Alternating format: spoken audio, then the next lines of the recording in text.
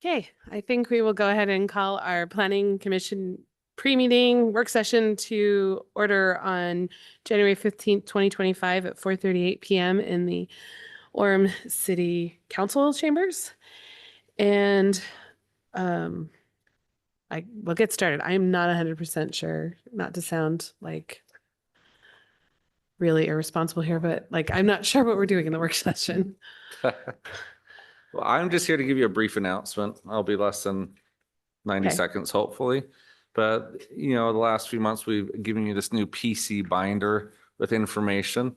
We plan on continuing as we give you additional supplements that you could put them in there. But we'll also create a digital version for you. So that's what this handout is. It's a QR code. You can just scan that. If you don't have the scanner app, you can type in the web address, but I've thrown it up here. Basically, everything that's in your binder is digitally linked or has information with a summary next to it about what you're looking at. We create this so you have ease of access. So if you forget your binder, you can look it up on your phone if you're off-site, or if you prefer just to copy and paste something for your own benefit or use. This is scalable, so you should be able to read it on a tablet, phone, PC. Let's see. So the text and all that slides around as you adjust your screen. So hopefully this is a additional resource for you to use.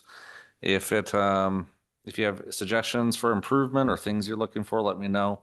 I'm also working to get a link on the website. So if you forget the address, or I'm hoping to get it under the boards and commissions, planning commission section, so you can just go there and find the link. But that's not 100% done yet. So anyways, just a little update, another resource for you, and I'll turn the rest of the time over to Jared. Thank you. Oh, it's good, Matt. Thanks. Yeah, that will be a nice resource.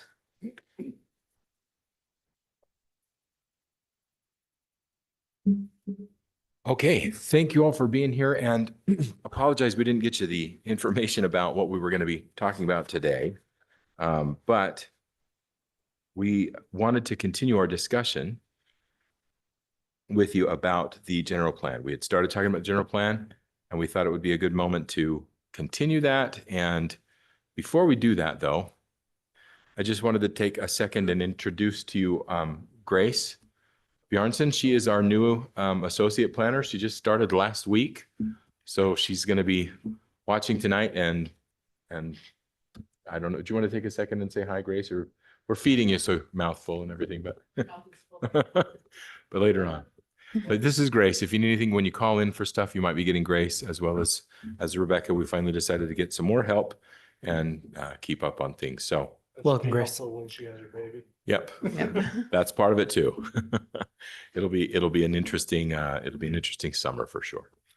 Anyway, with that, we just wanted to take a minute and talk some more about the general plan, continue that discussion, and maybe dig a little further into it. We got some overviews done last time around, but I wanted to start today and talk about the land use element of the plan.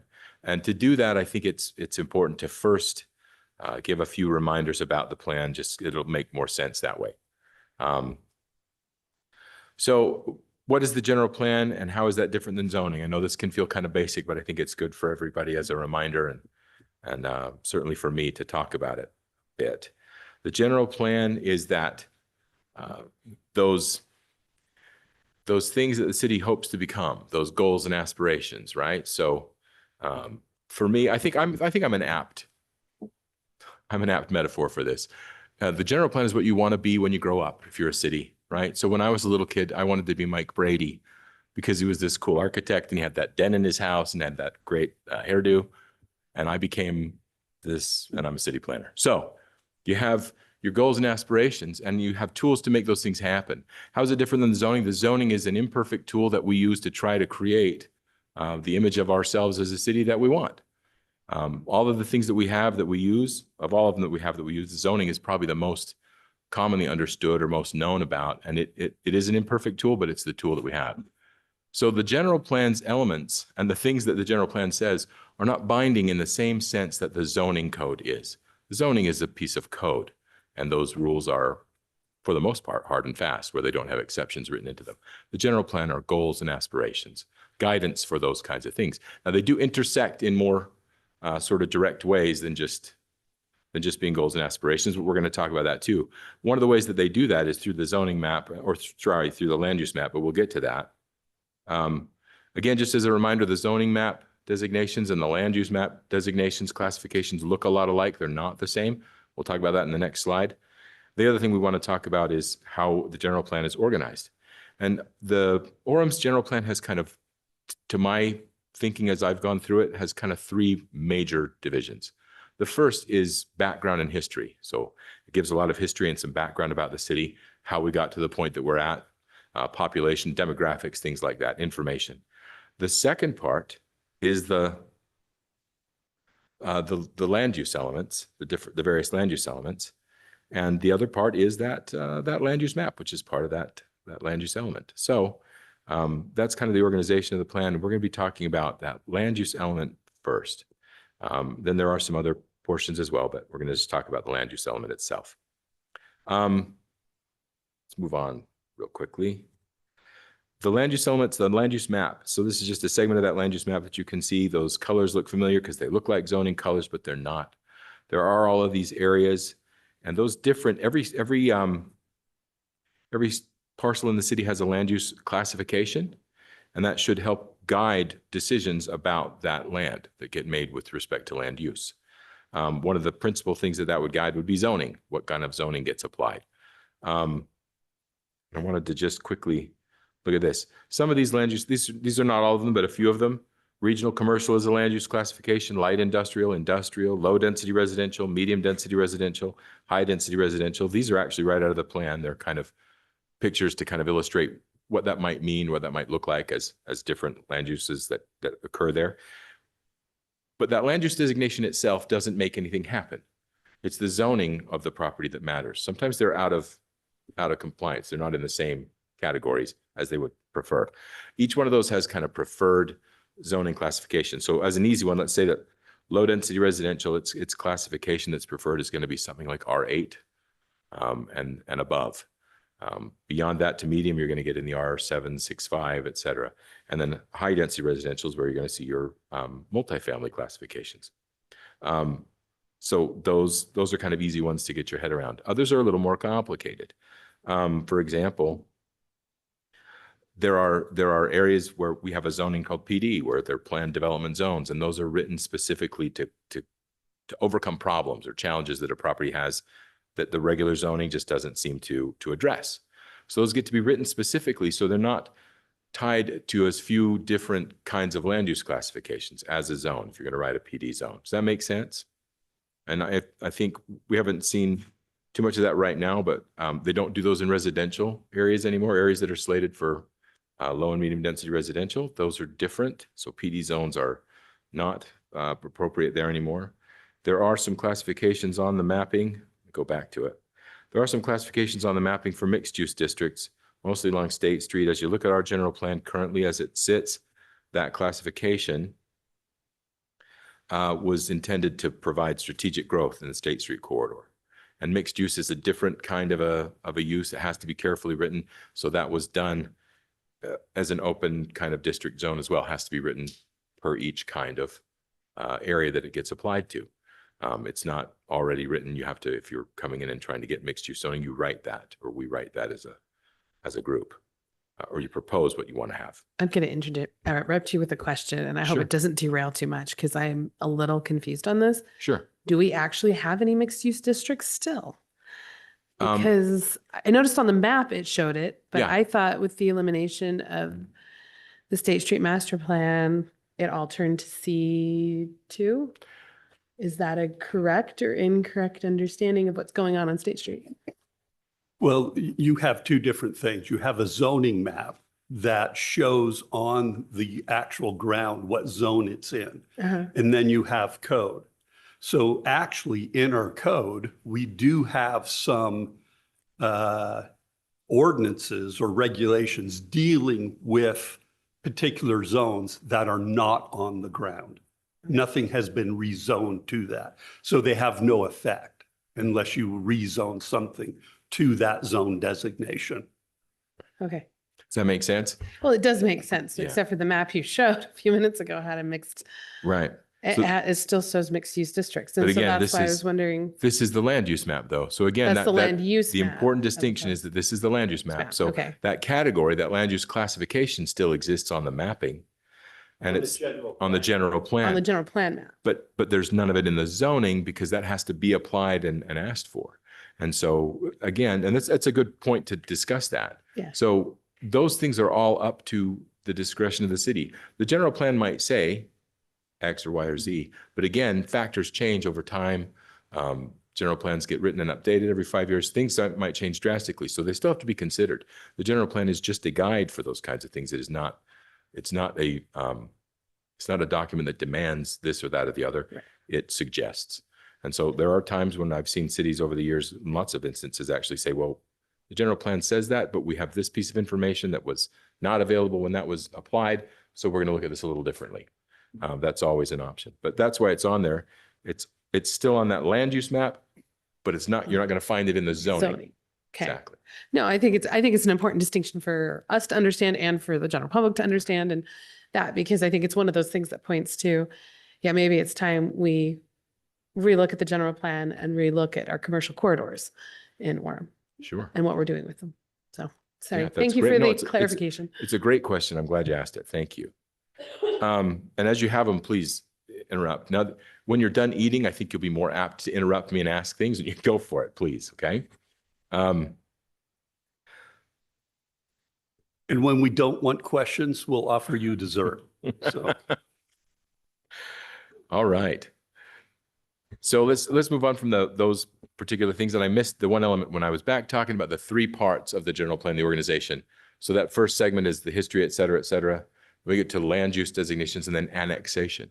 There's actually in that land use element that contains our annexation policy for the city.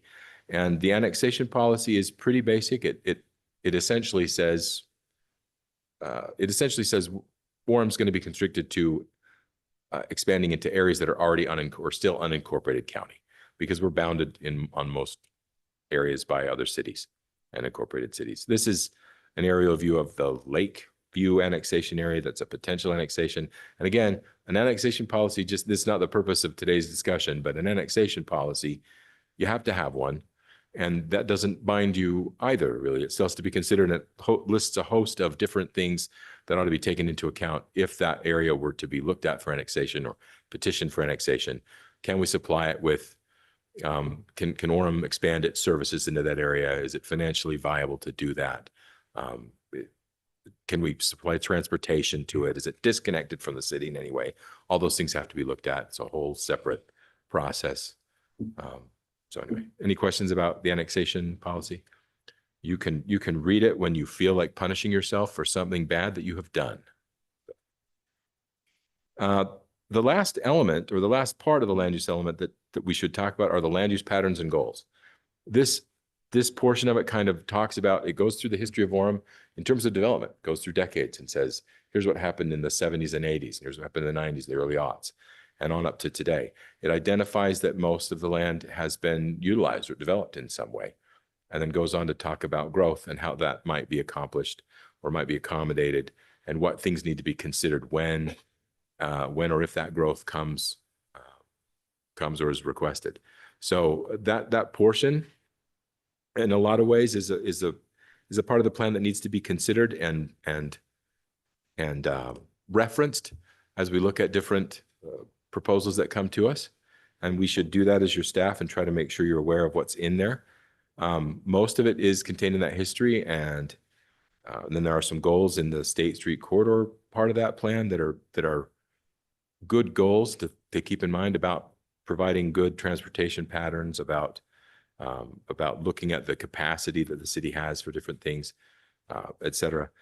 But they're not extensive. They're not applied outside of that necessarily, but they're all good principles of land use. So I wanted to bring that up as well. And you'll have access to this general plan. You should be able to get to it. We're going to try to make it an easier find on the city's website. It's kind of hard to navigate to. We're going to try to make that a little, now that orem.gov is up, we're going to make the general plan easier to get to and reference. The part that you're going to see mostly from staff referenced is this land use map element. So that's the part that I harp on the most to make sure you understand when we talk about the land use designation or the land use classification, we're not talking about the zoning, we're talking about what the general plan says. Okay. Any questions about that? That's what I had prepared. So we're ahead of schedule. Sorry. Okay. I have a question about the annexation. Sure. So there is available land to annex. It has to be contiguous to the city, I suppose, and the state provides the guidelines for that to be done. Yes. So I'm thinking of the city of Draper taking annexing on this side of the mountain up above Alpine. And I know I have a daughter that lives out there with her family, and I know they felt they were a little bit encroached upon when Draper came over the hill. I'm not sure you're aware of any of what happened there. A little bit, not entirely. I know it was contiguous. It just nobody ever expected them to come over the mountain like that. No, that really caught them by surprise. Yeah. So I don't know how we consider doing such a thing. What would drive something like that to happen? It's a good question. And I'm not familiar enough with kind of the city's opinions about annexation Well, I to tell think you. the rub they had there was that it appeared that there would be some higher density housing up on the upper part of the hill with all of these nice homes with large lots. Yeah. And it was out of their control because they weren't preemptive and annexed that land. Yeah, I have a recollection of when that occurred. So you wonder with us if there's some part of an area that we perhaps should consider to annex just to protect our own turf. I don't know. Yeah, I don't know. That's a question that hasn't come up for me yet at all. So, But who would even instigate an effort to annex land? I guess that would be a question as well. with cities that are mostly built out like Orem is, most of the time annexation petitions come from individual people, or from individual property owners or a group of property owners in an unincorporated area where they're not satisfied with the services they're getting from an incorporated county, that kind of thing. So it usually comes from them. There are often reasons that areas haven't been annexed yet by other cities or incorporated on their own. They're difficult to serve in some instances, or they're very resistant to the idea of becoming part of a city. The property owners in that area, that can happen too. I don't know what our situation is. Well, that's probably harder one. That one, it's probably county boundaries, so. Yeah. Because it's Draper and Alpine. So yeah, that's true. Salt Lake County and those boundaries would have been, Yeah. most counties, they wouldn't have really been able to annex it anyway. 'Cause it would have Difficult. been in a different county. well, I think They would have Draper. had to- I think Draper came into Different Utah lines. County. I don't know how that ever happened, but Yeah. I guess if you annex something like that, then it's incumbent on you to provide the services that the city would provide by Certainly. way of police protection and fire and so on. Yeah, it would be. It would be. Okay, good question. Thank you. Thank you. Do you have any other questions regarding the general plan? So this is every 5 years. This is reviewed and considered, reconsidered. Yeah, usually every 5 years or so is kind of the standard. That's usually where we are. I think this was most recently done in 2018, if I'm reading that right. Gary, does that sound right to you? Yes. I'm probably getting that wrong. 2018, so we're due for an update. And that's something that'll be forthcoming, I suppose. So as I recall, a consulting organization came in and the city of Orem created a master plan that had things quite well laid out, and then it was put on hold, and then it was reverted back to how it had been previously, if I'm not mistaken. You?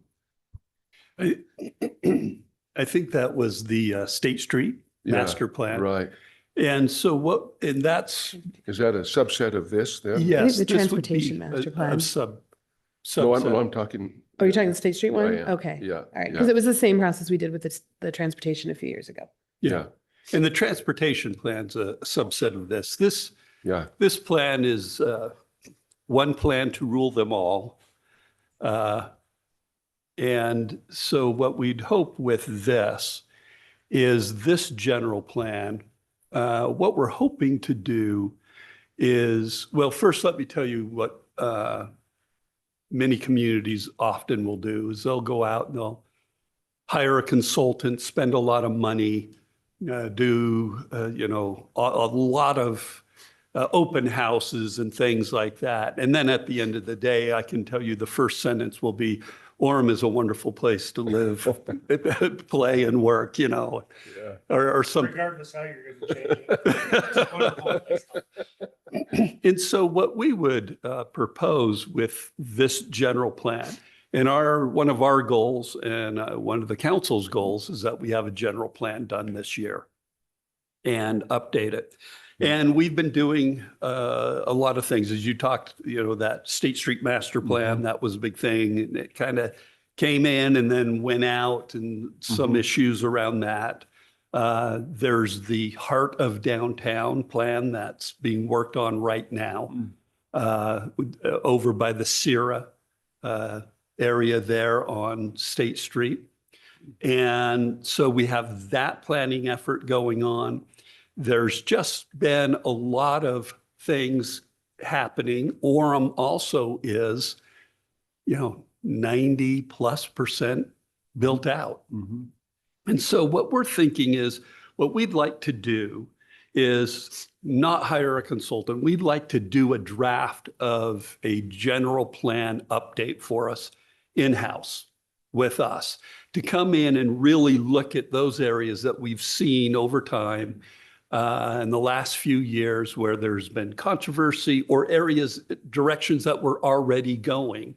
And then not come back with a 200-page document, but a briefer, more concise document that really sets out what Orem's goals are. We want to protect and preserve single-family neighborhoods. We want to promote owner occupancy and long-term residency in the community. And, a lot of those types of things that we already know that we want to do.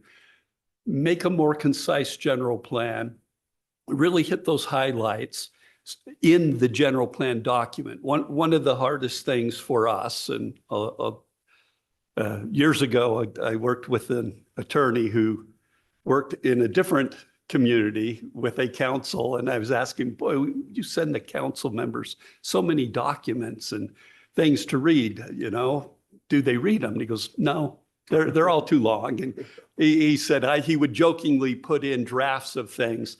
If you are reading this, please call Don, and I have a symphony bar waiting for you, or something like that. So how many symphony bars did you give out over 10 years? He said, none. And so what we'd like to do is make this a document that people really can read and look at. And then if there's more detail or things like that, kind of the guiding principles of Orem. When we have a decision in front of us, upon what basis do we make that decision? When we make a rezone, how are we going to make that decision? And, we may have a lot of in an appendix or like the Heart of Downtown Master Plan. For more detail, you can look at that. So that's kind of the direction I think we would like to go, is kind of on that high level, then be able to bring back to the Planning Commission a document and say, okay, what are we missing? Have we hit the target? Are we off course a little bit? And then we can kind of go through that process of refining things, rather than spending months and months and months, at some meetings and things like that. I think it would be time and money better spent by approaching it that way.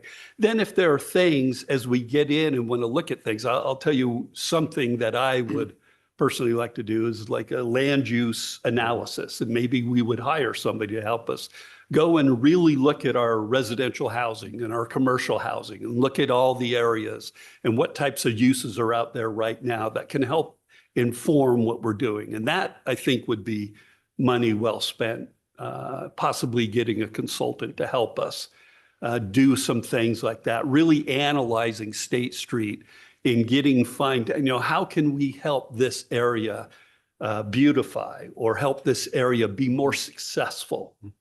And so state law has some chapters you have to have in the general plan, and we'll have all those in our general plan and we'll address them.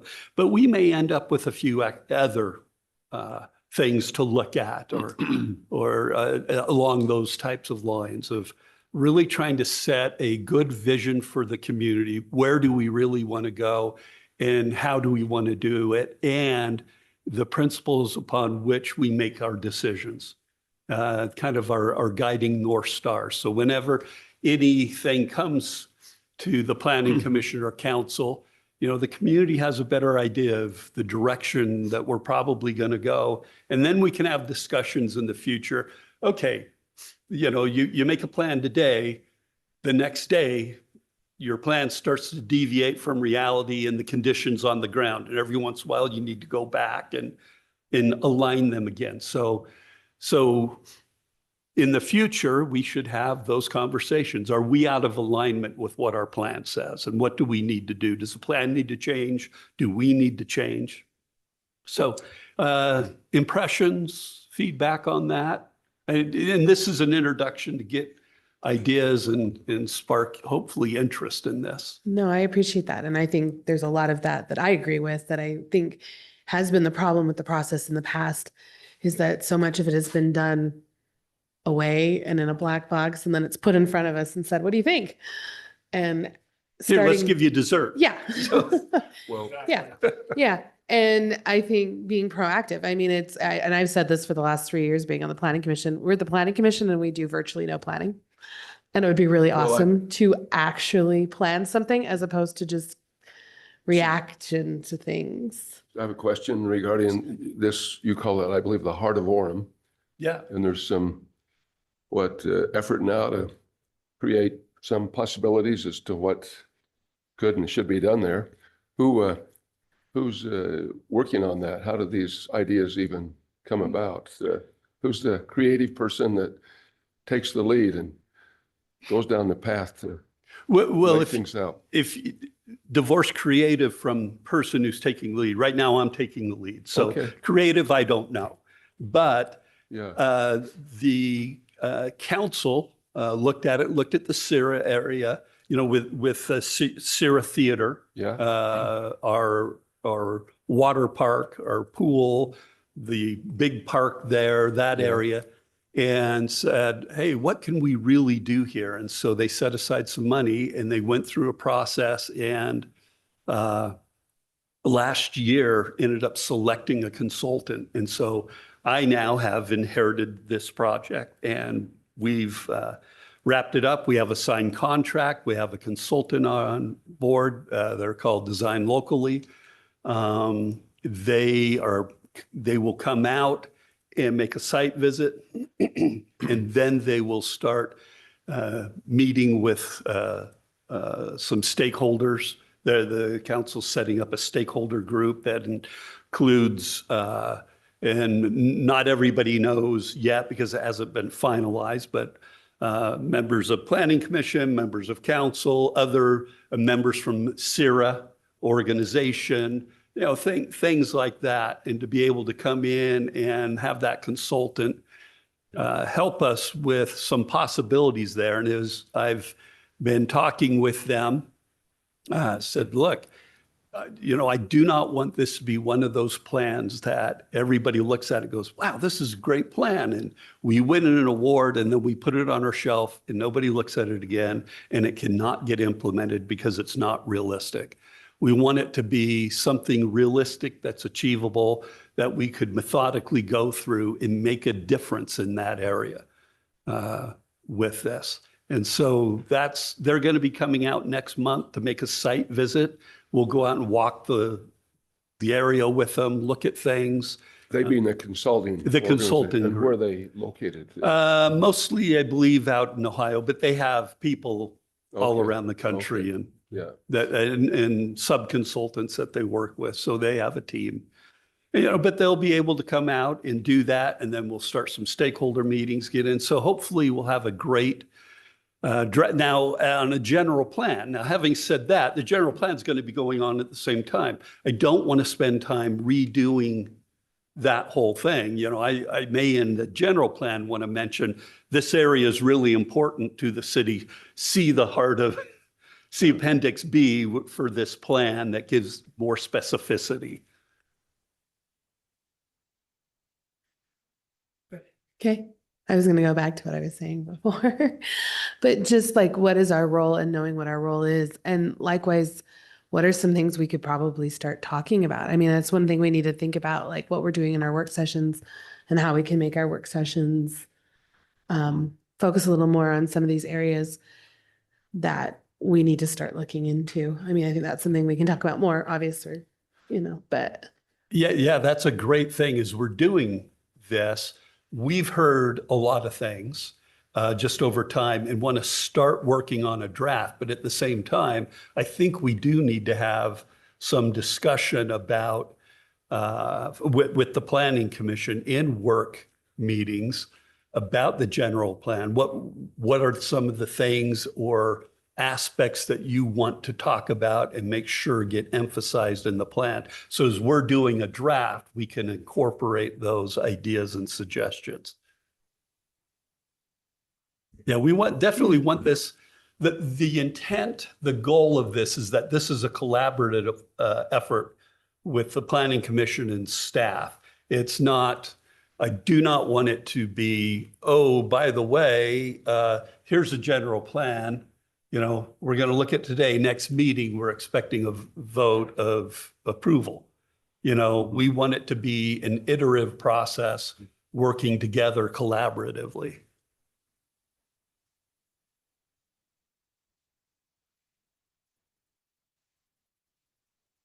Any other comments or thoughts or? No, I'm glad we're doing it. I've mentioned it numerous times that I'd like for us to review the general plan and get involved with that. There are sections, especially, we talked about the annexation areas that really should be addressed before we annex property, right? So we know what we're going to do in the area before we end up absorbing something. So it immediately can be within that zoning and, so I think it's a good idea and I'm glad to hear that we're moving that direction. And with that, one thing, and I haven't gotten my arms around it in my own head enough, so a lot of this is you're hearing me think out loud, and certainly haven't talked with Jared yet about this, but the Planning Commission, some assignments or things that you could certainly help with is look at the current general plan and read that and say, oh yeah, this and what it's talking about here, I like this. This makes a lot of sense to me. And then other areas like, holy cow, I don't get this. Why are we even doing this? Or no, I think this is the wrong direction. We're changing course. We need to shift on it. To get kind of those almost notes on the current general plan can help us, because I don't think we need to go back and recreate the general plan from start. I think it's an amendment, but a fairly comprehensive amendment, but not just throw it out and we all go into a room and I give you markers and say, draw on the whiteboard your vision of Orem. Let's start with what we have, and that's a good place to go from. I know, Jared, I'm catching you cold on No, you're this. fine. What are your impressions? I think that's perfect. One of the thing so my first note for Gary's comment on the general plan is it's hard to reference because that policies, and we talked about the elements. This last element, patterns and goals, is kind of sparse as I look at other general plans, and it ought to be the one that really gives you those referential ideas that you can say, you can do what Gary is saying. When we look at this application before us, or at this possibility, how does it compare to these goals? and policies that we've tried to put in place. Well, they're not there like they ought to be. There are some really direct ones for State Street corridor. Okay, great. What about the rest of the city? How do we look at those? And Madeline, when you talk about doing more proactive and less reactive planning, that's exactly where we do it. We do it in the general plan. I've seen general plans contain elements that say, or policies that say the city lacks, for example, I'm just throwing out an example, city lacks an ordinance or a zoning code that adequately addresses business parks. That's not your problem in Orem, but that's a problem that other cities have had. So they call that out in the general plan and say, in the next 3 years, you're going to see significant desire for growth in that area and you can't address it. So it doesn't try to dictate those things, but it says you need that kind of a zone. You don't have it. Or rewrite this zone to reflect these kinds of things, or consider X and Y and Z. That's the proactive zoning or proactive planning you want to be doing. Zoning is kind of by definition, once it's written, it's reactive. It just codifies things and tells you how to police certain actions. The real proactive part of it happens long before that ever comes about. So, Sorry. yeah, no, go ahead. No, and I think part of this is also looking and saying, okay, we've identified certain areas of the city where we keep having people come. We've identified a number of, we've all been on the planning commission for a period of time. We can probably sit down with a map and say, we're concerned about this area. The area that's coming before us tonight, that 12th South area, that obviously is an area that we need, and both sides of University Parkway. It's not hard to sit down and look at where some of the conflict areas are in the city between our business and our residential and looking into those. And so I think as part of the process, I know for me, that's one thing that I think really does need to be looked at is Absolutely. where we're putting things and why. And then on a slightly tangential little bit, just also where are we? This might not be part of the general plan, but I think it might be discussions that come out of discussing it, is some of our ordinances, specifically about flag lots, specifically about how lot sizes and things like that, I think some of that may eventually be changed on us by the legislature, but also I'm just saying that there's stuff in the works that's going to affect some of these things. And I think we as a city need to be looking at and saying, hey, what is our value? What is our goal? And I think that's part of this. That helps us decide how we're going to approach those things, or at least what we're going to consider in approaching those kind of codes. Yeah. And the idea of it being super iterative is to me really, really good idea. That it be something that you're involved with all the way along as we approach different drafts and get different ideas and bring it in. So that's really, really owned by the Planning Commission and the City Council when it's adopted. So everyone's on board with that. And that's hard to do that way, but I think it's the most effective way. Absolutely. I think it would be a big benefit to our city. Yeah, it'll be great. We're excited about it, staff. Awesome. Okay, do we have any other questions on this? Oh, Gary, yes. What would be the best format in which you would like to review the general plan? Would you like us to get you paper copies and look at it and you can, scribble in the margin or make notes, or just an electronic copy? Or Let's just do roll call. Would you want paper or electronic? I'd like paper. Paper, electronic, Jim. Paper, electronic. Paper, raw. Electronic. So there you go. Anybody, clay tablet and stylus? Anybody that Can I get backward, some Mike? crayons with mine? Anybody who? I have a computer science degree, a master's and a bachelor's, so I'm not regressive. I recognize the intelligence of using pen and paper. I support this. I think pen and paper. And I also, for most of us, obviously, we would like it in paper. And I think breaking it down, I know for me, I think it would be easier if we know, like for this meeting, we say, okay, next meeting, this is the section we want to talk about. Because I think that is always where we as a body have kind of deer in the headlight a little bit. It's like, here's the thing. And you're like, I don't. Yeah. So taking smaller bites and really focusing and saying, okay, let's look specifically at the history of Orem. No, or whatever, and I know it sounds a little silly, but going through the history of Orem, when I went through and figured out what the history of development in Orem was, it made Orem suddenly make more sense. even though it's kind of a very unique city and how it developed. So, so like I said, it sounds funny to maybe talk about it, but it is actually important to understand. It's important to our citizens what our history has been, and it will inform what our future is as well. So, but like really breaking it down into small bits would be helpful. What's our goal timeline for completion for this? We don't have a flow chart yet of when we'd like to do it. I can tell you, I want it done by the end of this year. So at least by December. And usually there's just one meeting in December that it would go to the city council. And what we can do is, I was gonna say, that means it has to be done through us by November yeah, because we have to recommend, so. yeah. Well, yeah, and we should be mindful of the elections for this year of who's going to be. I think it'd be How many pages is it? Yeah, The current one or, I don't know off the top of my head, Grant or Matt, do you know Don't know either. how many pages as the long as it current needs general to be, I plan guess. is? Whatever it is, I can tell you, for me, it's too long. It will be shorter is my goal out of this. A more concise document that we can, it doesn't mean that we're going to lose information.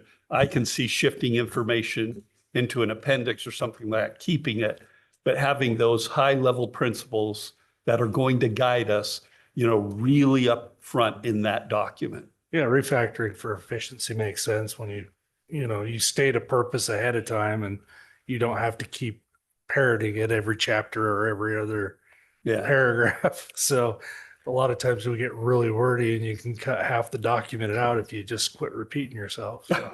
Well, and sometimes charts and lists are golden and enough. Yes, yeah. And we'd like to ask Jared if for our next meeting, our next work meeting, maybe we come up with a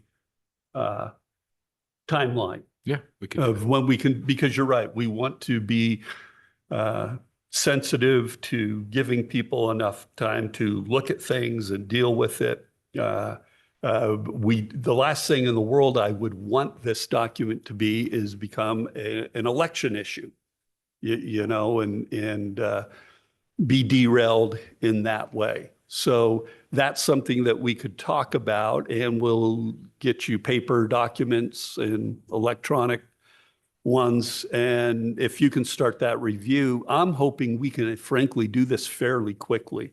And for me, by the end of the year is well, the drop dead. If it were done in September, that'd be fantastic. Well, I think that's a doable goal, and I think that that's something we can help, and I think we're all in, but, oh, sorry, Grant. The general plan document itself is 93 pages without, so that all the appendices that are adopted as an appendix to it. So that's not including those. So 93 pages. Okay. Yeah. All right. That can be reduced. That's not bad. That's not too bad. It could be worse. Well, I was All right. thinking it was probably about 200, 300. Well, it depends on how much those appendixes are. Yeah. So, yeah, if, The traffic transportation plan was bigger than that, yeah. It was huge. about that thick. So, yeah. Okay. Well, Okay, then, and is there anything else? No, we'll have that ready Yeah. we'll have that timeline ready for next time and a discussion about how to make that work. And copies for us? All right. Copies at the meeting, and we can electronically send it to you as a PDF. I have it as a PDF in one of my files because I don't like to have to search back for it through the maze. No, So I wouldn't send mind it- having it both ways, because, yeah, Yep. because if you're Why not? searching for a word, the PDF is way faster. We'll send it to you as a PDF, and then we'll bring paper copies for those of you. We'll skip your paper copy if you don't want one. Those wet. Well, and didn't you show us where the file on the website was last week or Yeah. last meeting? It is tough to get to, though. It's to navigate to a little bit. We showed you last week. If you can remember, I've got a symphony bar for you. Kinda- If you can find it. You can navigate to it right now. Okay. I do too, which is why I saved this as a PDF just in a folder on my computer. 'cause Yeah. it's tough. Okay. I'll email it to you, no Yeah. problem. Now, every time they send me something somewhere buried in, it's going to be, If you're reading this, I have a Symphony symphony bar. bar for you. If you Yeah, didn't know I that. as used soon to as you do said that in junior high to my teacher because I didn't think she read my stuff and she didn't. She only caught me once. And what I would do is just leave, I'd put bogus answers. You're not really reading this. I know you're not reading this. So That's hilarious. Okay. Okay, One last quick Yeah. thing, on your regular agenda tonight as an action item is the election for the chair and vice chair. So Yes. be thinking about that as you got a few minutes to okay, think. Okay. all right. Thanks, then everybody. We will adjourn the work session and re-adjourn at 5:30 for our regular session. Great.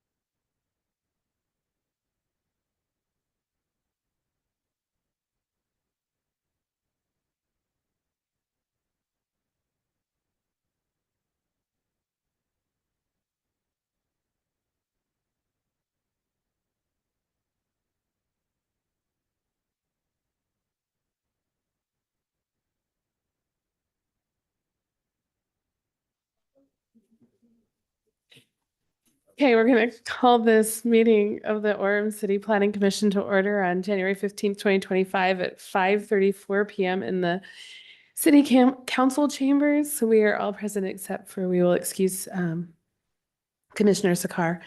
We'll begin with an invocation by Jim.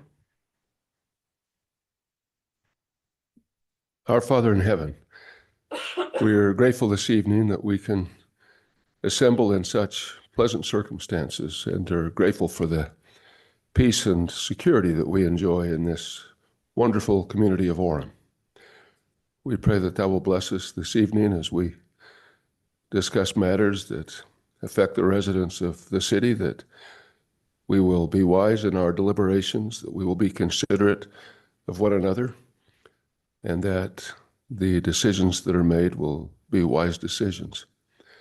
We pray for the residents of this city. Bless and watch over them. We pray for those who are suffering because of the devastation that has affected Southern California. Bless those people and those who are trying to make things right. And we say these things in the name of Jesus Christ. Amen. Thank you, Jim. We will begin with with our consent agenda items. We only have one, which is to review and approve the meetings from December 11th, 2024. I don't think anyone needs to remove anything from the consent agenda. Can I get a motion on that? I move we approve the minutes from the meeting of December 11th of 2024. Okay. I second the motion. Okay, Jim moves and Rod seconded that we approve our consent agenda items. Bridget? Aye. Jim? Aye. Aye. Aye. Aye. Aye. Okay, our consent agenda items are approved. Then we move on to item 4.1, which is chair and vice chair elections per our bylaws, which we per our bylaws, which we adopted, that's the word, thank you, last year. This is our first regular meeting, and so it is time to do that. And so I guess we haven't discussed how exactly we want to do it, if we're going to do it by ballot or we're just going to discuss it. I don't know. I'll make a motion if that's acceptable. Is it appropriate at this time? Well, It's always acceptable to make a motion. it is always acceptable. That is Okay. true under the rules of. I move that we retain things as they presently are. So That me would be as you as chair. the chairman and Mike Michael is- as the vice chair. I'll second that. Okay. I guess we can go to vote then. Can I ask a question? But you can before we ask a vote? question. Yeah, no, totally fine. That kind of Yeah. went quickly. Yeah, it did. I was, I'm I open think to other it's people. fine. I can support the motion. The question is, do the two incumbents wish to continue To serving? Because That's a we could great move and question. say, yeah, let's do it. And they I think could. if we approve of it, they don't have a choice. in that. So to me, I think we missed a step. In fairness, we did that last time too. Just got to point it. No, as far as I'm concerned, I am happy to continue it, but equally, I think we are in a position that anybody could step up and be. So if somebody else wanted to be chair, I have no problem with somebody else being chair. What's the term? How long is it? The full year. Full year. Perfect. So, So and Mike, you said, yes, you're willing? Yes, I'm on. Okay, so I'm fine with the motion and second then. Grant, Who seconded that motion? Edit. Okay, just double Britton, checking. Britton then, yeah, Jim, Britton. Go to vote. Okay, are we voting? We good, okay? If you want to make it official. I'll start on Rod's end. Aye. Aye. Aye. Aye. Aye. Aye. Okay, then we are unanimously reappointed to be chair and vice chair for 2025. Thank you. All right, then we will begin with, We did. thank you. We'll begin with item 4.2, which is the Ken Garf rezone. And it is rezoning the properties located generally at 134 East, 1200 South and 110 East, 1200 South with single-family residential R8 to commercial C2. And we will begin with a statement from our staff. Thank you. As you said, this is a request to rezone these two properties. These are the properties you can see here, 110 East and 134 East, both on 1200 South.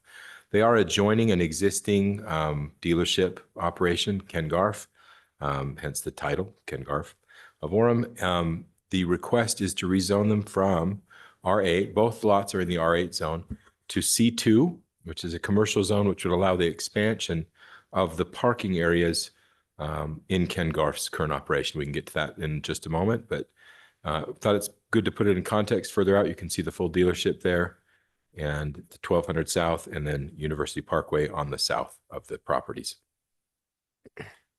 The current zoning is R8 on the properties, as we said. They're bounded by the PD 17 zone on the west and the C2 zone on the east.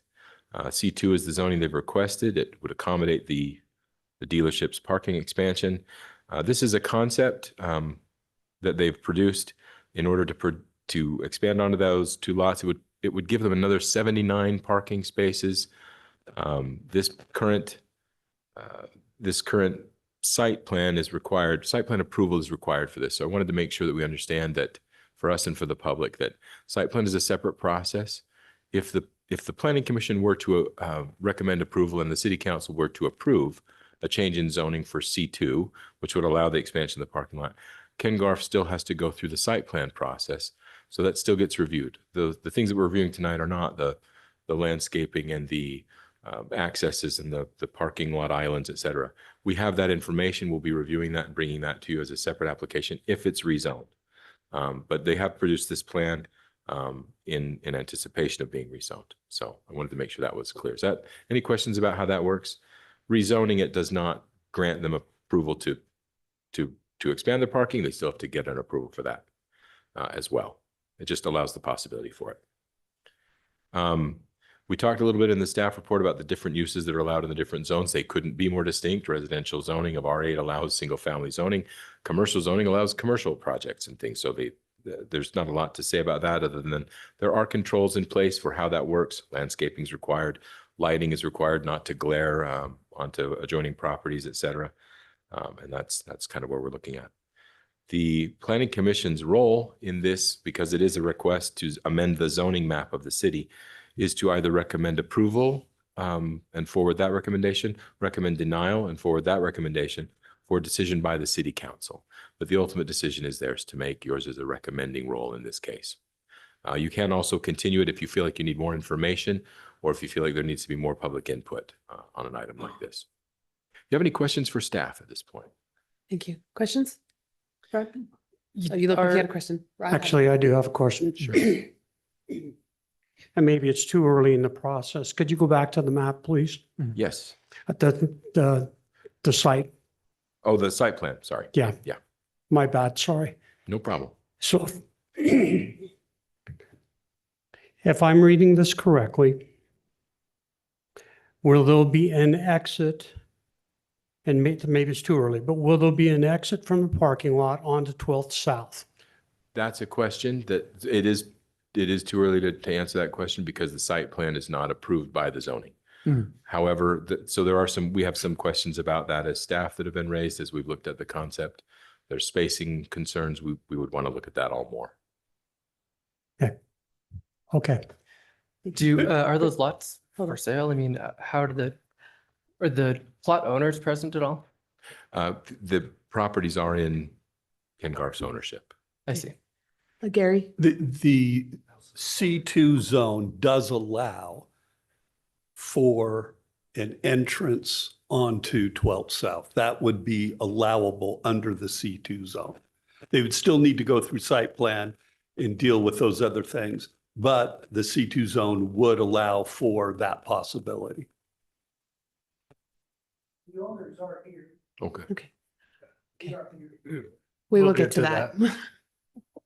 Yeah, so I mean, historically, we've had retaining walls and barriers for the businesses. I mean, you know, the lot to the end on the corner right off, what is it, 200 or Main Street? I can't. Main Street. Well, let's see. No, it's between Main Street and, I don't know. Yeah, it's like 200 East or something. 200 East maybe. And, you know, that used to be housing as well. That's when the rule kind of became flubbed. So I don't see any protection of that kind of load and traffic from a C2 onto a clearly residential road.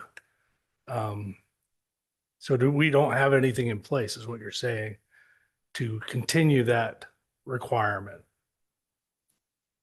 In the C2 zone itself, there is no requirement for Okay. that to happen. Okay.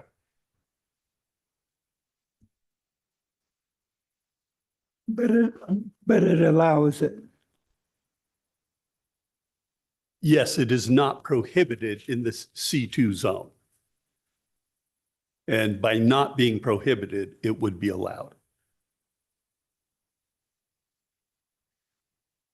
Could we get some clarification really fast on what is on either side of this property? It's a PD, but it's a senior living community? Townhouses? Okay. Here. And then, yeah. And then the other side is still a house, but it seems like it's already C2, it's already zoned it's Zone C2. C2 and it's in use as an office of some kind, I believe. Okay.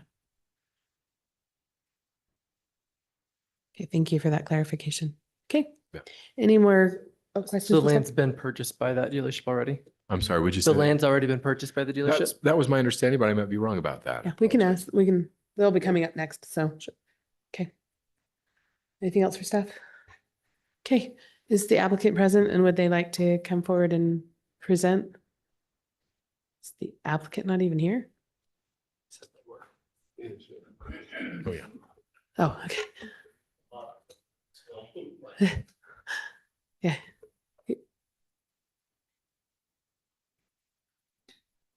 My name is Carlos Iglesias. I'm a resident here in Orem. I'm also employed by Ken Garf Automotive. I've worked here in Orem for the last 31 years for Ken Garf here at these locations. We were supposed to have one of our engineers here to kind of just go through more of the details. So I've been on this location since we moved to this location in 1999 is when we built it. And we've during all that time, in the last 26 years, we've had a really good relationship with the neighbors. Kind of worked with them together as we've continued to try to expand. The biggest hurdle we have now is a parking issue and where to put cars at. And if you look at the middle facility is Volkswagen, you have Honda on the corner, and then you have Volkswagen right there, right where that dot is.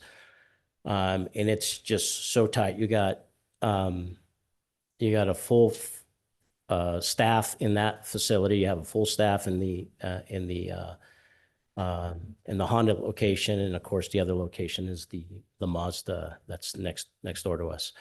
But we've been trying to expand for years to get a little bit more property to fit our vehicles.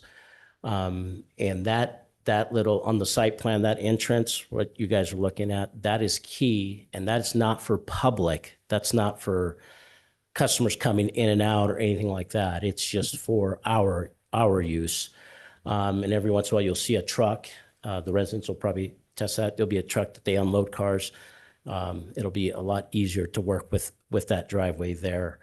But the whole idea is, we understand safety, the concern with the neighbors that they've brought up in the past, and that's a concern of ours too. But I think with the lighting that's there now, and we're willing to work with the neighbors if we need to put up a fence or something like that to make it feel more private and not as accessible to public, thinking that it's a public access, because it's not.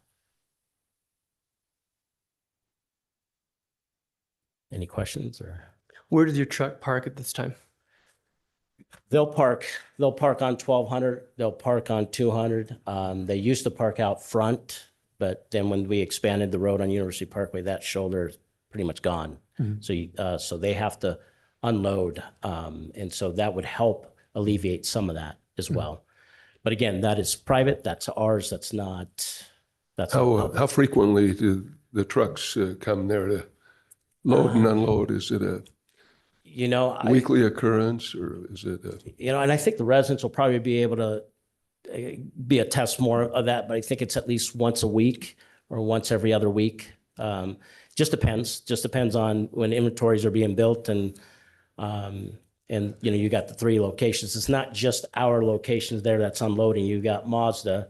That's not even our location, but because University Parkway was expanded, that shoulder was taken away. So you just can't unload. So they've got to find somewhere to unload. And how long are the trucks parked on the street? What period I of time? would- Is it an hour, 2 hours? No, I think it's about a half hour to 45 minutes. Yeah.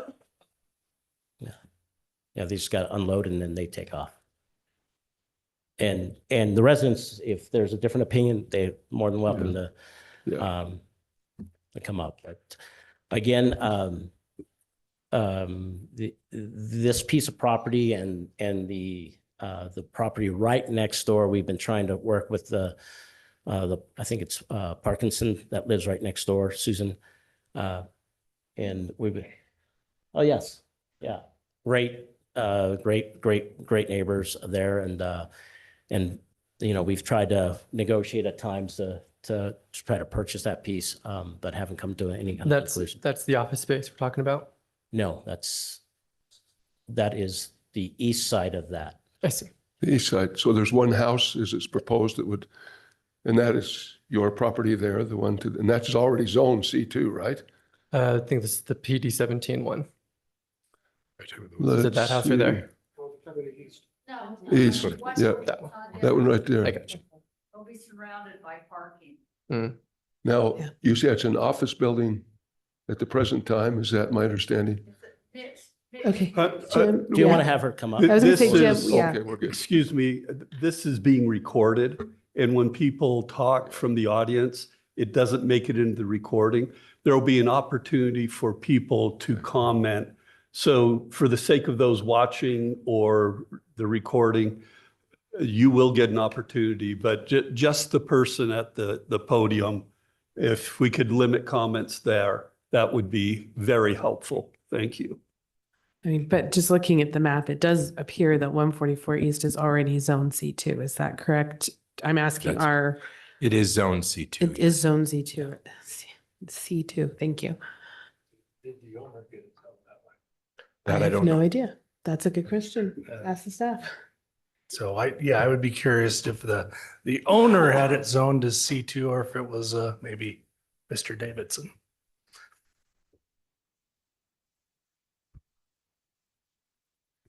Well, But that access is pretty critical for us to get our employees to come in and out. And again, it's only going to be us. It's not going to be the public. The concern could be, if it's a public access, all the service customers coming in from all the locations, it's not going to be that. So does Garf own all 3 of those dealerships along there? 2 of those dealerships, the Honda and the Volkswagen, and Mazda's owned by a different owner. Okay. So you, presently, the Honda, you unload the trucks on the backside on 1200 right now. Either there or even on 200, depending on traffic, depending on what's there, what's available to help unload. Yeah, we used to have the front, as you can see, that's no longer. So now to get the vehicles onto the lot, you have to unload them from the truck and then drive them around Yes. past either property and then come back into your Yes. facility. So we go around the property or I say us, but it's the transporters that deliver the vehicles. And this is about what, 0.8 of an acre? If I remember correctly, Just over 0.79. The application says just over 1 acre. Oh, it says over an between the acre? two. Mhm. How many cars would that accommodate? I think, what was that plot? 79. 79, 80. 70, that's where I came up with the 79 and 80, okay. Okay, And that would be cars for sale, not like employee parking or other things. Yeah, we have nowhere to store inventory, so we would park the cars there. I don't know. We always ask about parking. Do you have adequate parking for your Yeah. employees? Yeah. Yeah. I mean, it's no. a valid question. I mean, where are your employees Yeah. parking if, It is. whether or Oh, not you. it's a battle between when an inventory comes in and the employees, who's going to get the spot and who's going to have to walk, Where do they park? everywhere. They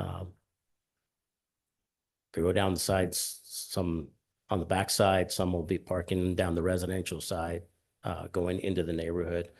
There was a time that we made an agreement with the people across the street crossing University Parkway to park on their parking because there's just no room. That piece is going to be very helpful for us, and it's been a problem. It's been a shortage of space for years. But it's been a great neighborhood. The neighbors have been fantastic. The city's been great to work with. And I think it'll serve not only us, but it'll serve the community as well. So Is that home occupied now? The 144 No. or just the next to others? it. I don't That think one. so. That one. I'm not sure if that, Okay. if the home that's on there right now, I don't think anybody's in there right now. People come in, we have family come and stay, but nobody's living. Right. Okay, just for clarification, because there was a comment from the audience that the home is not occupied, but it does occasionally have people staying in it. Okay, thank you. Any other questions specifically for the applicant at this point? Okay, thank you. Thank you. Then next item of business is to have the public hearing. In this portion, we'll invite the public to come one at a time to speak. You'll be limited to 3 minutes, and please try and keep your comments not repetitive. Like, if somebody's already said it, you can emphasize it, but let's try and see how much information we can get from different people. We really want to hear what you have to say and want to make sure everybody has an opportunity to come forth and speak. So, Mike, did you have something, Rod? I just have a quick question. Did Yeah. we want each person, individual, to mention where they are in the relative to this? Not necessarily. We just require a name. We don't require address here in Orem. But if you want to tell us your relationship, that is helpful. But it's your choice if you want to say that publicly. So, but please do state your name, and then we'll begin your 3 minutes. Thank you. Good evening. My name is Lucy Ramirez, and I live directly across the street from the proposed parking lot. So when we met with the dealership's representatives in November, they had told the community that the planned zone was PD5. It wasn't until we got the yellow notice that said that it was a C2, so that changed.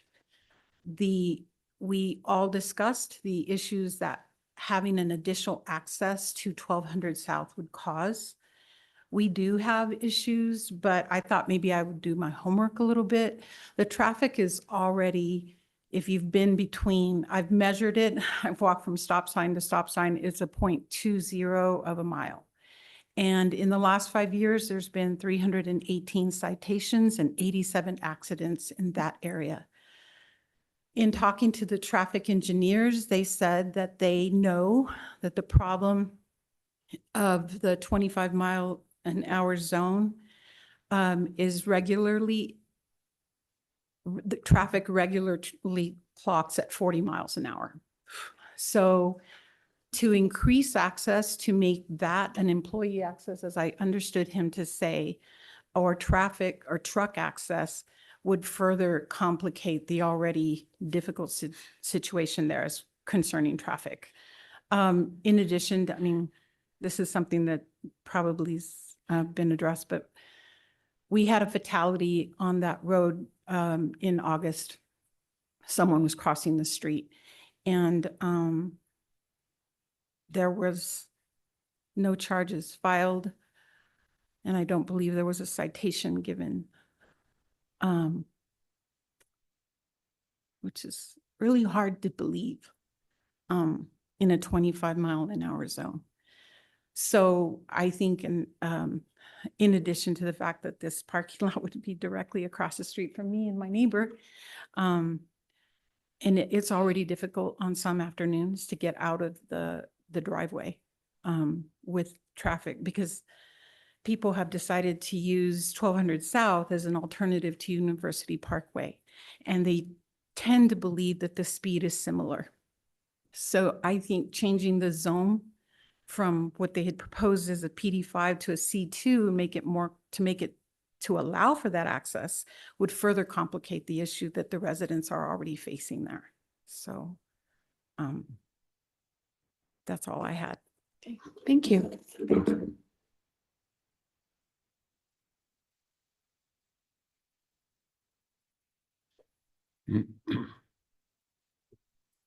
My name is Stuart Merrill, and I live right next door to her and straight directly across from where this parking lot's going to be. My parents moved to that house in 1980, so we've been living there for over 44 years. My parents passed, and they'd be rolling in their graves that they knew that it'd been sold, that property was sold to put a parking lot in. Anyway, when we first moved there was nothing but orchards everywhere. You couldn't, I mean, just trees everywhere. And slowly by slowly, they ripped down the houses, just, you know, where the parking lot there is. And now they want to rip down some more and put more parking lot. The street, 1200 South right now is a mini University Parkway. It is so incredibly busy. I work from home and I sit at my window and I watch cars drive by every day. I would say that some cars think it's a drag strip. They race from one stop sign to the next, going 70, 80 miles an hour. It's so incredibly outrageous. There used to be a cop parked on our street back in the day and pulling cars over right and left, but you don't see a cop hardly at all anymore. And it is so busy, that street, and to have an entrance into 1200 South. And I don't believe one word Ken Garf says or his representative, because they have not spoken to me saying that the neighbors are just wonderful. No one's talked to me about how this is going to affect us. I don't know who he's referring to as the neighbors are wonderful, because it's certainly no one's talked to me about it. But I just think it's going to be even more incredibly difficult to get out of my driveway if you add another entrance into that parking lot. And the trucks there, they don't park there for 30 minutes. That's a blatant outright lie. They're there a long time. And then if they're going to be parking right in front of my house to unload their trucks and to pull them into that driveway, it's not going to be for employees. And we all know that. And I want to call him out on that. He's blatantly trying to minimize the impact it's going to have on all the neighbors. And what's also a kick in the gut is the fact that they went to that first meeting. Ken Garf wants to listen to the neighbors and wants happy neighbors. And then to get that yellow thing saying that they're going to try and change it from PD5 to a C2, you might as well just punched us in the face, because we had said, we want a wall, we want some landscaping, we don't want an entrance.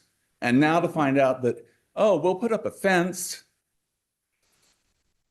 It's just really outrageous of what has happened. Thank Is that you. my button? That's your 3 minutes. Okay. Thank you very Sorry. much. But anyways, it's just going to make things so much worse on that street. And we do not want an entrance. Thank you.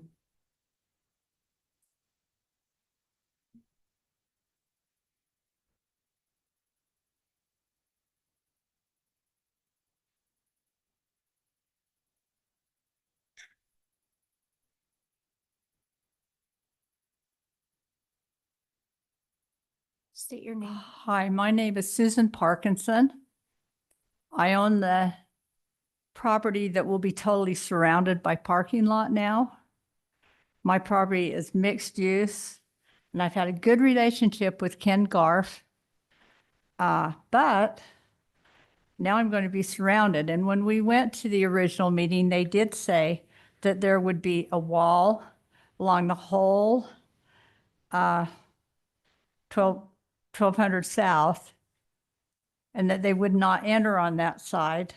and that they would put a wall around my property so that my clients and my renters, I have a mixed use commercial property. It's both commercial and residential. And so I have both types of clients in my property.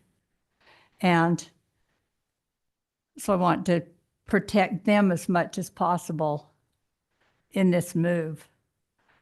I also have a question because the graphs had a right of way or what do you call it? A water right of way for a ditch across the back of my property. And now I noticed on the plot plan when I went down to the recorder's office that that's part of their land, and I would like to make sure that that is put back into my property when this comes, because that ditch will no longer be there, I assume. And so anyway, those are the problems that I have with it. And I have to agree with the neighbors across the street that they deserve some quiet, because that is a wildly, wildly busy street. So. Thank you.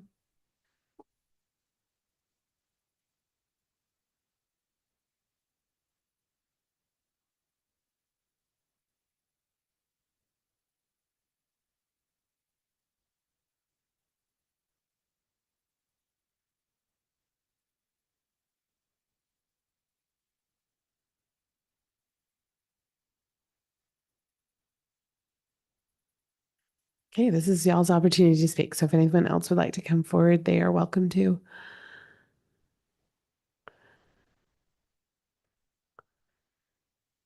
Okay, then we'll close the public. Oh, Gary? I think a question that's come up as you close this, Yeah. if Jared, if you would address the difference between the C2 Yeah, I was gonna ask that.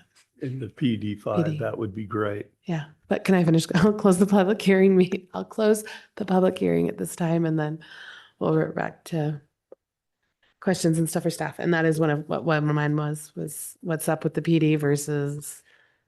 Yeah, it's a good, sorry, it's a good question. And there was some discussion about that as the application came in and started to get reviewed. So the PD5, the short version is the PD5 would not allow any access on the 1200 South. It's written specifically not to allow that. The C2 zone would allow it. It doesn't make it automatic, like Gary was explaining earlier, but it doesn't prohibit it the way that the PD5 does. Their initial application said they would like either PD5 zoning or C2 zoning. So I went to the neighborhood meeting with that understanding that we would do one or the other. I wasn't at that meeting, but reading the minutes. In terms of noticing for us, an application, staff is not comfortable with the idea of, well, I'd take this, one of these choice A, B, or C. You ask for the zoning that you want. The decision they made was to say we'd like the C2 zoning because we like the possibility of the entrance. If we're not granted an entrance in site planning, or if the commission and council want to restrict us from it in spite of the zoning that doesn't prohibit it, we would accept that and understand, but they wanted the possibility. So they elected to send the notices or eliminate the PD5 part from their application at our request and just go with the C2 if that's what they really wanted. So that was the decision they made. So the difference is really that the PD5 would not allow any access on the 1200 South. So reading the comments from the meeting, yeah, seemed like the main objection was the access in and out of that. And the idea that they'd have a wall, people seem to be somewhat in agreement, not that they would enthusiastically embrace this, but should this be denied, then I assume that the truck loading or unloading would still occur in the same location or close to it. I would assume so. So Ken Garf ideally would like to have that easy and quick access, which probably would hasten the unloading of the trucks. Yeah, I'm guessing.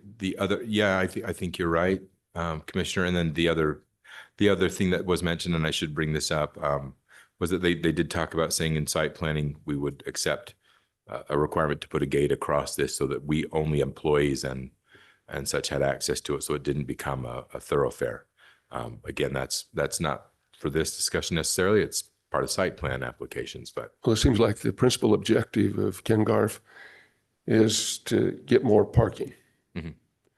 And then just as kind of a cherry on the top is to have that easier access. I guess that would be correct. I think that's a fair assessment. You'd have to ask them for sure, but I think from my conversations with their engineer, yes, I think that's the fair. And if they can park 79, 80 more cars, that would be their primary That is objective. the prime. Yeah. Well, and I'm sure it's an efficiency thing for them because otherwise they're having to drive all the way Oh, around. yeah, and I'm then sure the too. Oh, yeah. Employees walk all the way through the property. So that's probably what takes it so long is they've got to sit and walk all that length, that driveway over and over again.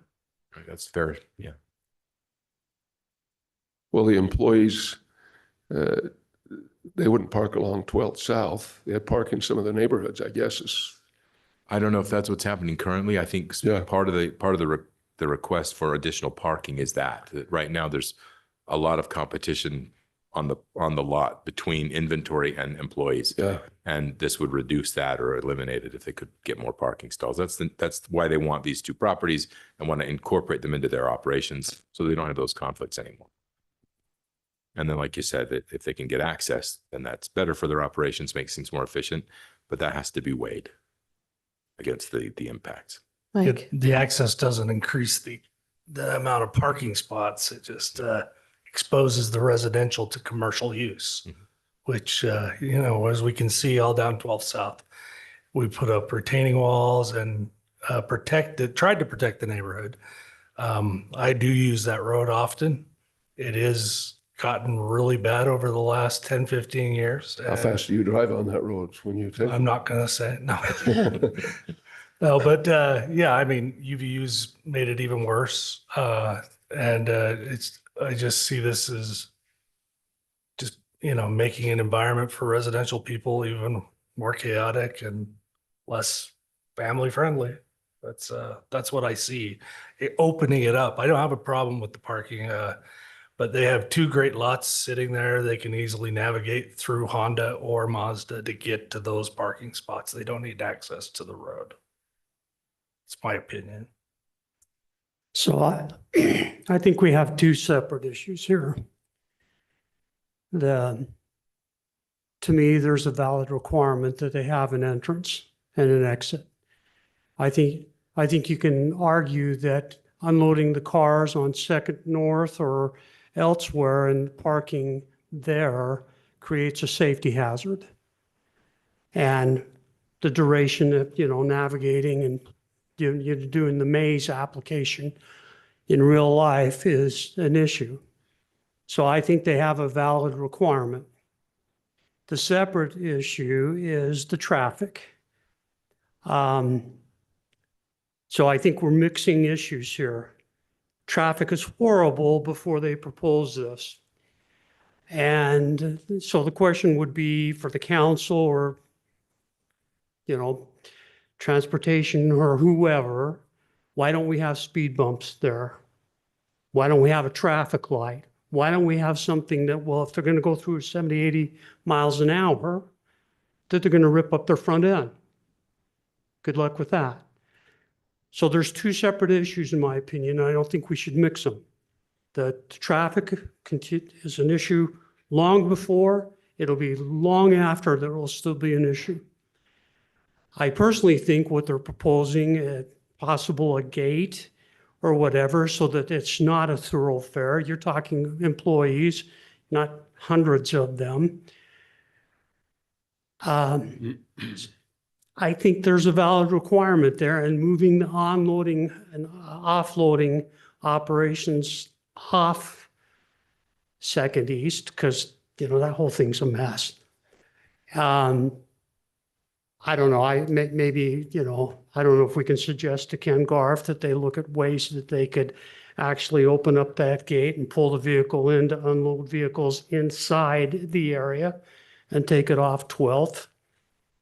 But anyway, I think they have a valid requirement. You look at the way University Parkway is expanded and how it's so congested at many times of the day. There's a safety concern. So I think there's a valid requirement. I think we need to examine, I know we don't control everything, but It needs to be looked at from two separate problems and not one. I agree. Yeah, I think when I first moved to Utah, I remember going through that area because I lived down by Wolverine Crossing at the time. And so I'd go through that area. And what I had heard from my friends was go the speed limit on this road, because I remember there was a cop that had hung out there and I heard that he gave out stiff tickets. And so I always approach that street with caution, with the addition of I understand that there's that residential area there.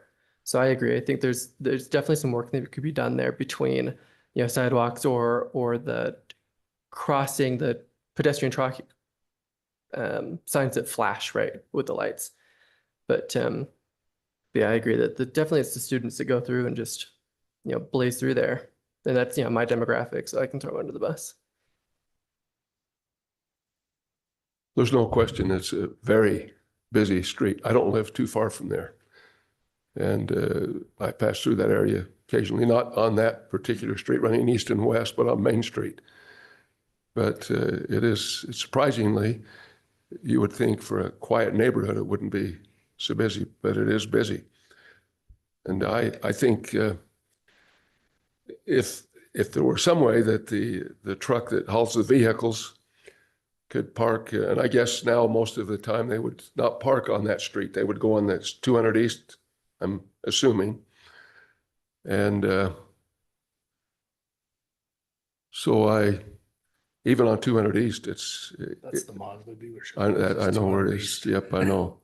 Yep, and I wonder, like you say, Rod, if they could take the truck inside the property to unload, that would make more sense. But that would defeat the purpose, I guess, of the 80 extra parking spaces. I don't know.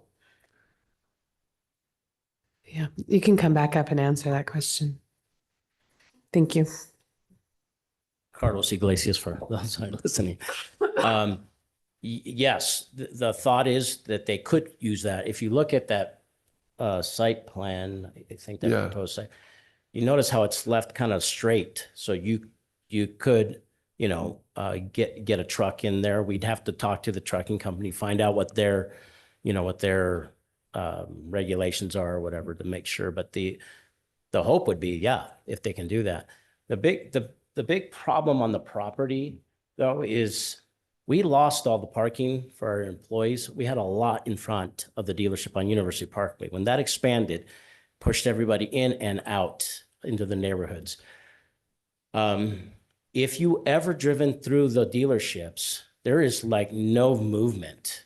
It's just because you have Mazda, who's a whole different company, and we don't tell them no because we know the congestion, you know, and they go through their parking lot across the property line, which is there's that easement, that easy access for both, and then they go through into our parking lots, in and out, then go behind and then try to get out. It's really, really, really congested.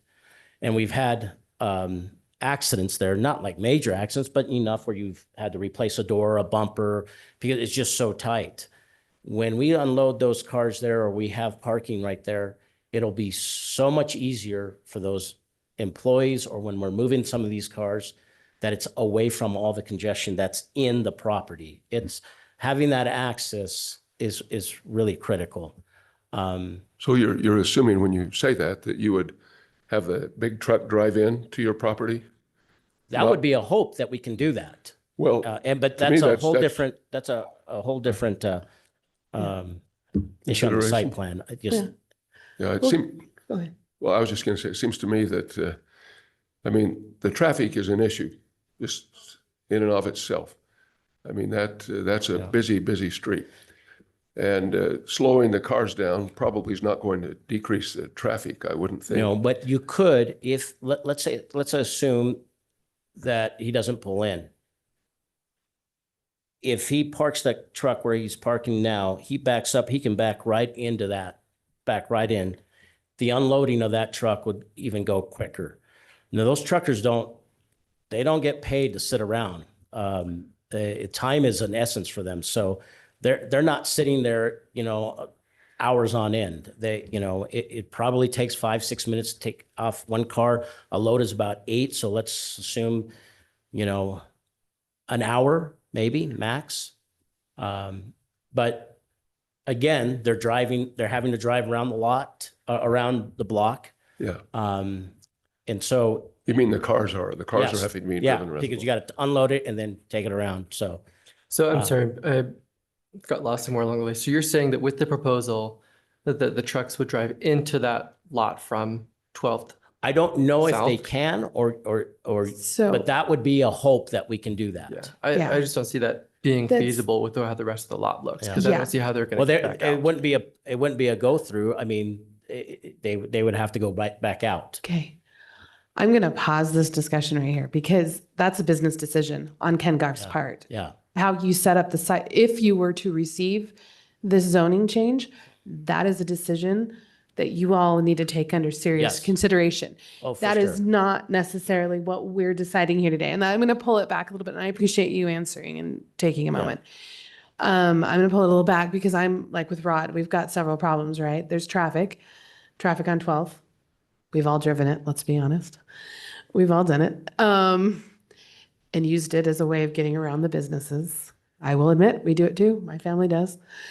But we're speed limit. We try to go the speed limit as best as possible. But we've got an issue here where we literally have commercial that butts up against residential.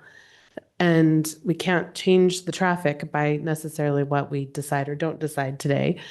That's Taggart and John's purview as to what's actually happening on 12th.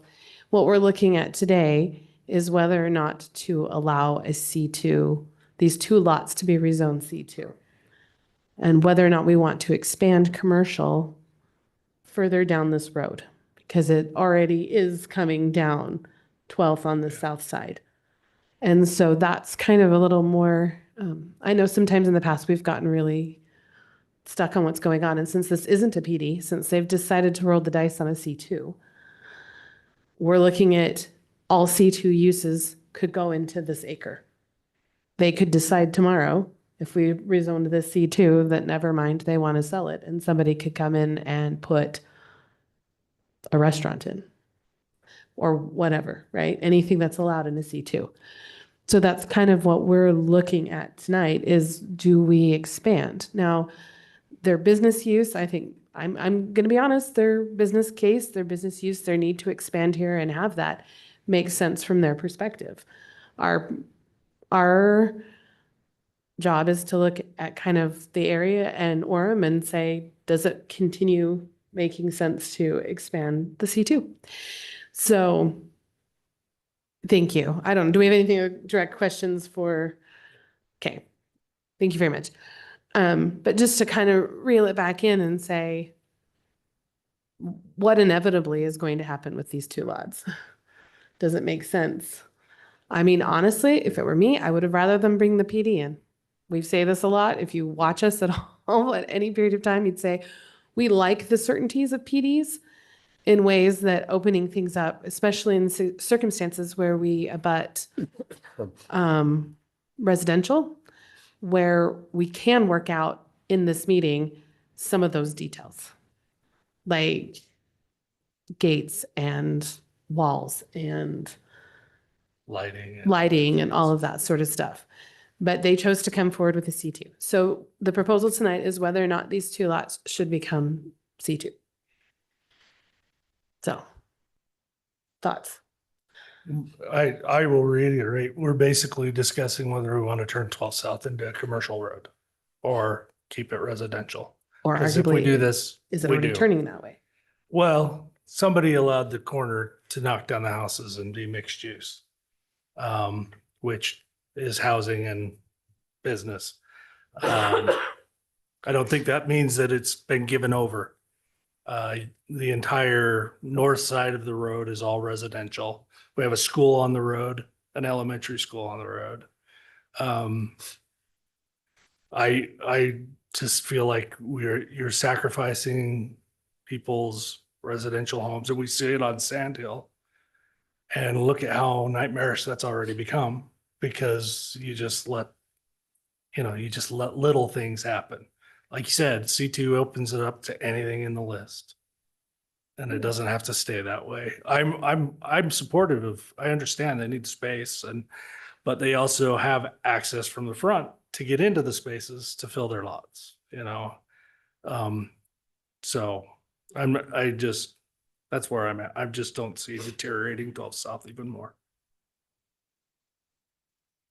So Mike, could you clarify the point? When you say they have access to the front, are you talking the truck to unload?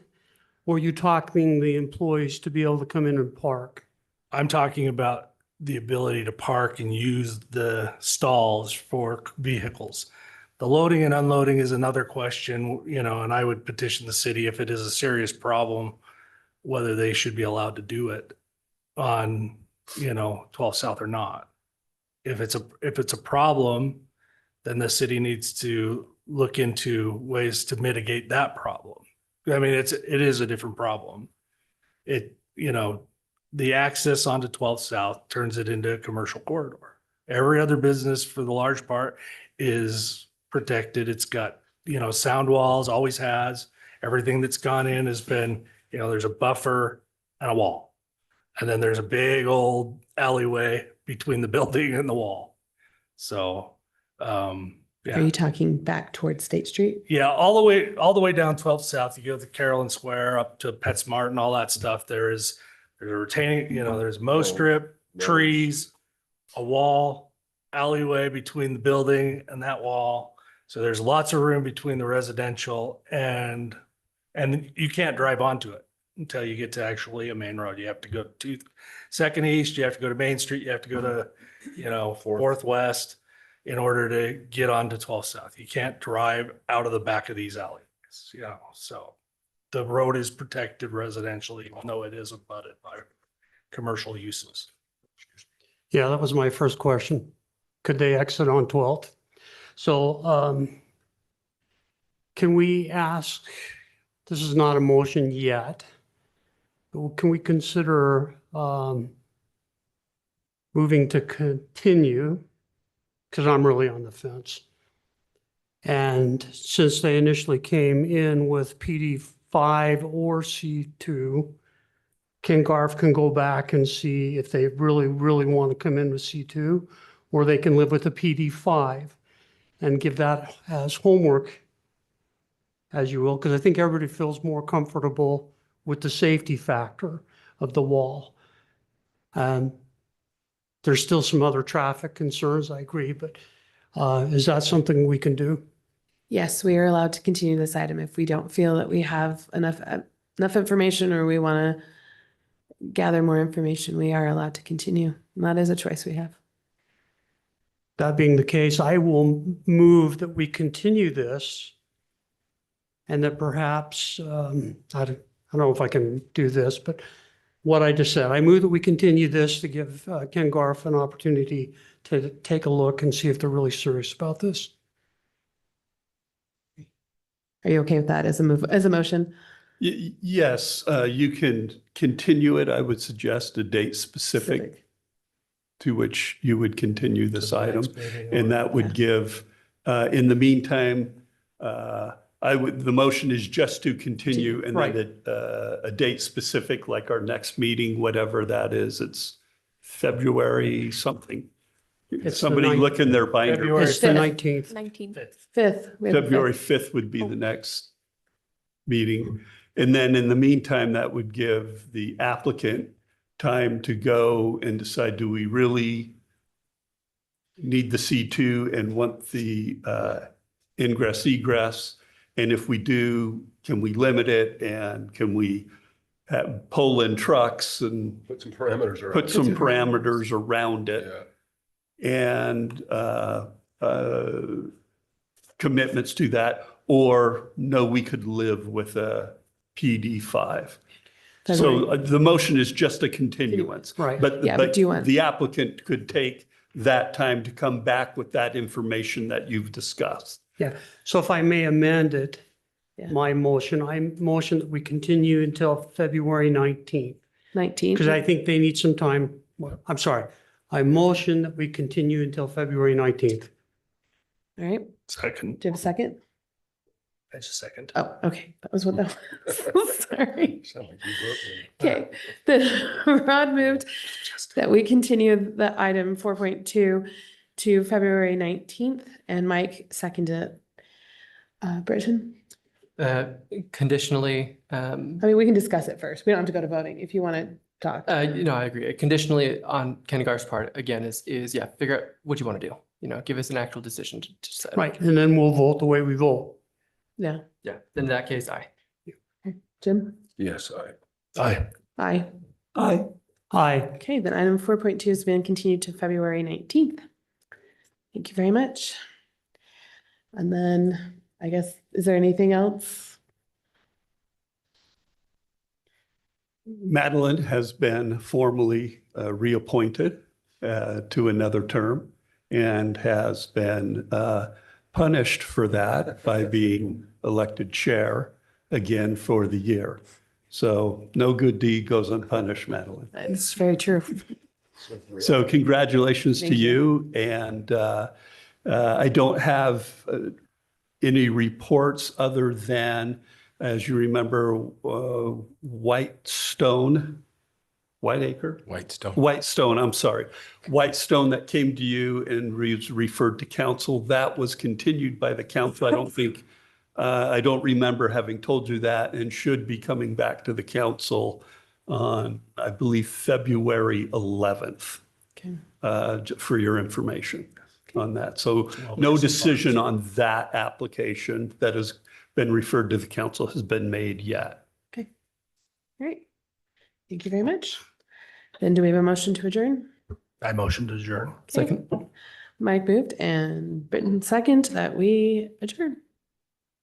Rod? Aye.